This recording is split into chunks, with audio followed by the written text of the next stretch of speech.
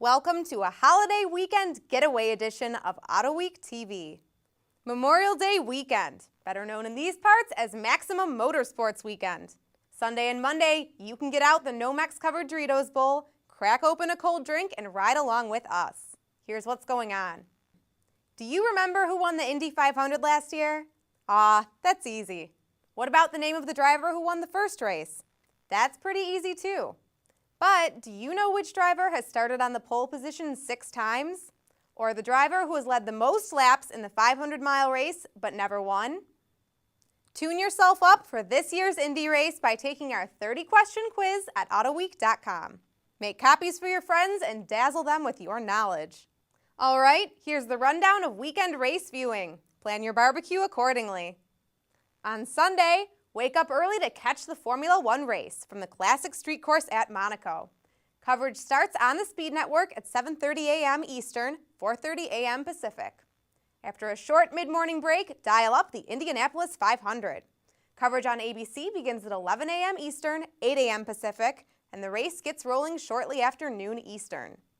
There's another short break to stretch your legs and refill the chips and dip before NASCAR's Coca-Cola 600 gets rolling. Fox launches its coverage at 5:30 p.m. Eastern, 2:30 p.m. Pacific, and the race gets rolling about 6:15 p.m. Then come back Monday for some killer road course action as the Grand Am cars tackle the Lime Rock track in Connecticut. It gets the live coverage treatment on Speed beginning at 2 p.m. Eastern, 11 a.m. Pacific.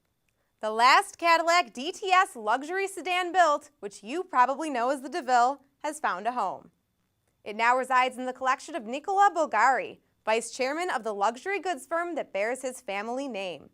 This brings to at least 12 the number of Cadillacs in Bulgari's collection. Finally for today, somewhere in Detroit is a stash of cool Dodge cars, concepts, classics, and race cars.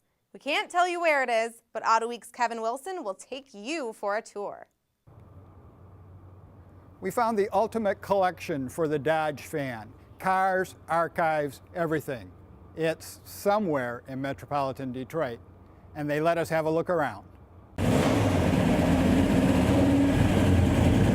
It's a giant bat cave of Mopar memories, part garage, part restoration shop, part small-town library.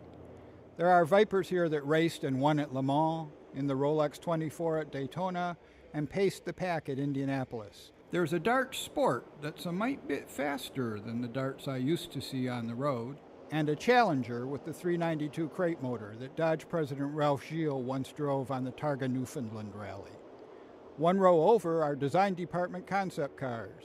This Piedmont parked near a Powerbox SUV that previewed Durango styling.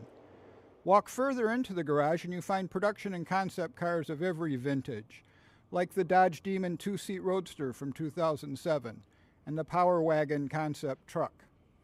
If you recall the What Would You Hemi contest that turned outsiders' ideas into real live concept vehicles, the wacky results can be found here. Well, why wouldn't you put a Hemi in a Zamboni? And I'm sure I could have outraced every kid on the block in this Hemi big-wheeled trike. 10 steps from the Zamboni, there's a tip of the hat to the original Dodge brothers with a Dodge 6 from 1929.